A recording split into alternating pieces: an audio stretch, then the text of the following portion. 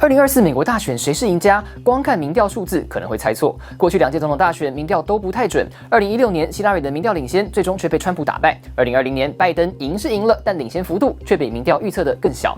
民调机构表示，各家业者虽然每年都在改进计算方式，但毕竟是从少数人的回答来推估全体选民的意见，再怎么样还是会有误差。再说，民调上只会公布抽样误差的范围，也许是正负3个百分点，但除了抽样误差之外，民调还有很多误差是很难计算的。把所有因素加起来，一份民调的实际误差可能是抽样误差的2倍。问题是，这届美国大选选情十分紧绷，很多个州的差距都不到2%，也就是通通在误差范围内。不论哪一个候选人微幅领先，最后通通都可能翻盘。民调只能当作参考。